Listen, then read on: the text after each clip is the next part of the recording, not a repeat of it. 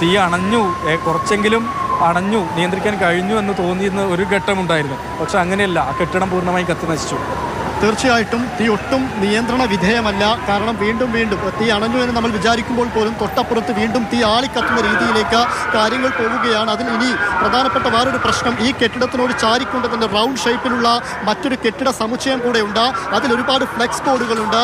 ആ രീതിയിൽ ഈ കെട്ടിടത്തിൻ്റെ ഏറ്റവും അറ്റത്ത് ഈ കെട്ടിടത്തിൻ്റെ അറ്റഭാഗത്താണ് ഇപ്പോൾ തീ വലിയ രീതിയിൽ ആളി പടർന്നുകൊണ്ടിരിക്കുന്നത്. ഒരു പക്ഷേ ആ കെട്ടിടത്തിലേക്ക് തീ പടരുകയാണെങ്കിൽ ഇതൊരു പക്ഷേ പെട്ടെന്നൊരിക്കലും നിയന്ത്രണ വിധേയമാക്കാൻ പറ്റാത്ത രീതിയിലേക്ക് കാര്യങ്ങൾ പോകും. കാരണം തൊട്ട് ചാരിക്കൊണ്ടാണ് ആ റൗണ്ട് ഷേപ്പിലുള്ള കെട്ടിട സമുച്ചയം കൂടെ ഉള്ളത്. പക്ഷേ ഇപ്പോൾ എയർപോർട്ടിൽ നിന്നുള്ള ഫയർഫോഴ്സ് യൂണിറ്റ് അടക്കം എത്തിക്കൊണ്ട് വലിയ രീതിയിലുള്ള പമ്പിംഗ് ഇപ്പോൾ നടക്കുന്നുണ്ട്. പക്ഷേ തീ ശമിപ്പിക്കാൻ കഴിയുന്നില്ല. മുകൾ നിലയിലെ അകത്ത്, ഈ ബിൽഡിങ്ങിൻ്റെ അകത്താണ് വലിയ രീതിയിൽ തീ കത്തിപ്പടരുന്നത്. ഇപ്പോൾ നോക്കൂ ദൃശ്യങ്ങളിൽ, ഈ ഭാഗത്ത് ഇപ്പോൾ നമ്മൾ കാണുന്ന ദൃശ്യങ്ങളിൽ കാണുന്ന ഭാഗം 2-3 തവണ തീ അണച്ചതാണ്. അവിടെ തീ കാണാനേ ഉണ്ടായിരുന്നില്ല, പുക മാത്രമാണ് ഉണ്ടായിരുന്നത്. പക്ഷേ ഇപ്പുറത്തേക്ക് പമ്പ് ചെയ്യുന്നൊരു സമയം കൊണ്ട് തന്നെ ഒരു 2-3 മിനിറ്റ് കൊണ്ട് തന്നെ വീണ്ടും അവിടേക്ക് തീ ആളിപ്പടരുന്ന സ്ഥിതിവിശേഷത്തിലേക്ക് കാര്യങ്ങൾ പോകുന്നു. ഇതാണ് അവസ്ഥ. കാരണം ഒരു ഭാഗം അണക്കുമ്പോൾ വീണ്ടും അവിടെ വലിയ രീതിയിൽ തീ പടരുന്നു, തൊട്ടപ്പുറത്ത് വലിയ രീതിയിലുള്ള തീ വീണ്ടും പടരുന്നു. അത് മറ്റ് ആ റൗണ്ട് ഷേപ്പിലുള്ള കെട്ടിട സമുച്ചയത്തിലേക്ക് പടർന്നു കഴിഞ്ഞാൽ അത് വലിയ രീതിയിൽ പ്രശ്നമായി മാറുകയും ചെയ്യും. ശ്രീ ഇംതിയാസും രാഹുലുമാണ് ഈ തീപിടുത്തത്തിന് അവിടെ അവർ അതിന് മുൻപിലാണുള്ളത്. അവിടെ നിന്നാണ് ഈ തത്സമയ വിവരങ്ങളും ദൃശ്യങ്ങളും പ്രേക്ഷകരിലേക്ക് എത്തിച്ചുകൊണ്ടിരിക്കുന്നത്. അപ്പോൾ 5:30 ഈ തീപിടുത്തം ഉണ്ടായത് കാലിക്കറ്റ് ടെക്സ്റ്റൈൽസിൽ. ഇപ്പോൾ സമയം 7:15 ആവുകയാണ്. ഇതുവരെ തീ നിയന്ത്രണ വിധേയമാക്കാൻ കഴിഞ്ഞിട്ടില്ല. തീ വീണ്ടും പടർന്നു പിടിച്ചുകൊണ്ടിരിക്കുകയാണ്. തത്സമയ ദൃശ്യങ്ങളാണ് നമ്മൾ കണ്ടുകൊണ്ടിരിക്കുന്നത്. സമീപത്തൊക്കെ കുറേ കടകളുണ്ട്. അതാണ് ഒരു ആശങ്കയ്ക്കുള്ളൊരു കാരണം. അഖില സ്വീപി നമുക്കിപ്പം തുടരുന്നുണ്ട്. അഖില, ഇപ്പം നിലവിൽ 5 ഫയർഫോഴ്സ് യൂണിറ്റ് അവിടെ ഉണ്ട് എന്നാണ് മനസ്സിലാക്കുന്നത്. ഒരുപക്ഷെ കൂടുതൽ യൂണിറ്റുകൾ, ദൃശ്യങ്ങൾ കാണുന്നുണ്ട്, കൂടുതൽ യൂണിറ്റുകൾ അവിടേക്ക് എത്തിക്കൊണ്ടിരിക്കുകയാണ്.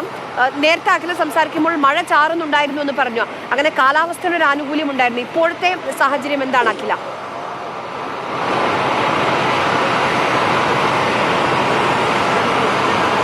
അതായത് ആര്യ, ഇപ്പോൾ മഴ ഇല്ല എന്നാണ് നമുക്ക് മനസ്സിലാക്കാൻ സാധിക്കുന്നത്. കുറച്ചു മുൻപ് ഒരു ചാറ്റൽ മഴ പോലും ഉണ്ടായിരുന്നു, പക്ഷേ ഇപ്പോൾ അതില്ല. അന്തരീക്ഷം ഈ മേഘം നീങ്ങി തുടങ്ങിയിട്ടുണ്ട്. മഴയില്ല എന്നാണ് നമുക്ക് മനസ്സിലാക്കാൻ സാധിക്കുന്നത്. മാത്രമല്ല, ഇപ്പോൾ ഈ നേരത്തെ ഇന്ത്യ സൂചിപ്പിച്ചതുപോലെ ഈ കെട്ടിടത്തിന് വലതുവശത്തായിട്ട് ഒരു റൗണ്ട് ഷേപ്പിലുള്ള ഒരു കെട്ടിടം കൂടിയുണ്ട്. അത് അത്തരത്തിലുള്ള ഒരു വലിയ ഫ്ലെക്സ് ബോർഡുകളും അവിടെയുണ്ട്. അത് വലിയ രീതിയിൽ തീപിടിക്കാൻ സാധ്യതകളുള്ള ഫ്ലെക്സ് ബോർഡുകളാണ്. കാരണം മിക്കതും ഇത്തരത്തിലുള്ള പ്ലാസ്റ്റിക് ആണ്. അതുകൊണ്ട് തന്നെ വേഗം തീ പിടിക്കാനുള്ള ഒരു സാധ്യത കൂടിയുണ്ട്. അതുകൊണ്ട് തന്നെ അവിടെ തീ നിയന്ത്രണ വിധേയമാക്കാനാണ് ഫയർഫോഴ്സ് പ്രധാനമായും ശ്രമിക്കുന്നത്. മാത്രമല്ല, പമ്പ് ചെയ്യുന്നതിൻ്റെ ഒരു 25% മാത്രമേ ഇത്തരത്തിൽ കെട്ടിടത്തിൻ്റെ ഉള്ളിലേക്ക് എത്തുന്നുള്ളൂ എന്നുള്ളതാണ് വളരെ പ്രധാനപ്പെട്ട കാര്യം. മാത്രമല്ല, ഈ കാഴ്ചക്കാരായി നിൽക്കുന്ന ജനങ്ങൾ കൂടെ പോലീസിന് വെല്ലുവിളിയാകുന്നുണ്ട്. കാരണം ഈ പോലീസിൻ്റെ ഒരു 25% ഫോഴ്സും ഇത്തരത്തിൽ ജനങ്ങളെ നിയന്ത്രിക്കുന്നതിലേക്ക് ശ്രദ്ധ തിരിക്കേണ്ടതായിട്ടുണ്ട്. അതുകൊണ്ട് തന്നെ ഈ ഫയർഫോഴ്സും പോലീസും തമ്മിൽ നടത്തുന്ന കമ്മ്യൂണിക്കേഷനിൽ ചില വ്യത്യാസങ്ങൾ ഉണ്ടാകുന്നുണ്ട്. അല്ലെങ്കിൽ ഈ പറയുന്ന പോലെ ബുദ്ധിമുട്ടുകൾ ഉണ്ടാകുന്നുണ്ട്. കാരണം നേരത്തെ സൂചിപ്പിച്ചിരുന്നു, പല ഫയർഫോഴ്സും വണ്ടികളും വീണ്ടും വെള്ളം കഴിഞ്ഞതിന് ശേഷം വീണ്ടും നിറയ്ക്കാൻ പോകേണ്ട ഒരു സാഹചര്യമാണ്. അതുകൊണ്ട് തന്നെ വലിയ രീതിയിലുള്ള ഗതാഗത ക്രമീകരണങ്ങൾ ആവശ്യമാണ്. ആ ഗതാഗത ക്രമീകരണങ്ങൾക്ക് ജനങ്ങൾ, അല്ലെങ്കിൽ ഈ കാഴ്ചക്കാരായി നിൽക്കുന്ന ജനങ്ങൾ വലിയൊരു വെല്ലുവിളിയാകുന്നുണ്ട് എന്നതാണ് പ്രധാനപ്പെട്ട കാര്യം. വലിയ ബസ് സ്റ്റാൻഡാണ്, നമുക്കറിയാം, പുതിയ സ്റ്റാൻഡ് വലിയ ബസ് സ്റ്റാൻഡാണ്. അത് പകുതിയിലധികവും ജനങ്ങളാൽ നിറഞ്ഞിരിക്കുന്ന ഒരു സാഹചര്യമാണുള്ളത്. അതുകൊണ്ട് തന്നെ പോലീസിന് ഈ ജനങ്ങളെ നിയന്ത്രിക്കേണ്ടതായിട്ട് കൂടി ഉണ്ടാകുന്ന ഒരു അധിക ചുമതല വരുന്നുണ്ട്. അതുകൊണ്ട് തന്നെയാണ് ഇത് തമ്മിലുള്ള കമ്മ്യൂണിക്കേഷനിലും വലിയ ഇതുണ്ട്. ഇപ്പോൾ അവര് അതായത് മുഴുവൻ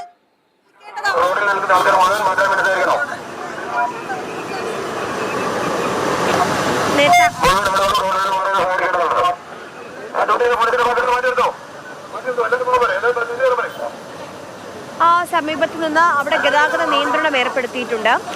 ഈ റോഡിന് ഇരുവശവും നിൽക്കുന്ന ആളുകളോട് പിരിഞ്ഞു പോകണം, അവിടെ നിന്ന് മാറണം. കാരണം സ്വാഭാവികമായും ഗതാഗത നിയന്ത്രണം, കാരണം ഇടയ്ക്കിടയ്ക്ക് ഇപ്പോൾ 4 ഫയർഫോഴ്സ് യൂണിറ്റാണ് അവിടെ എത്തിയിട്ടുള്ളത്.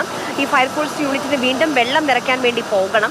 അപ്പോൾ അതുകൊണ്ട് ഈ ആളുകൾ ഇങ്ങനെ തിങ്ങി നിൽക്കുന്നതും ഈ വാഹനമൊക്കെ നിർത്തിയിട്ടിരിക്കുന്നതും വലിയ പ്രയാസമുണ്ടാക്കുന്നുണ്ട്. ആളുകളോട് പിരിഞ്ഞു പോകണമെന്നാണ് അവർ പറയുന്നത്.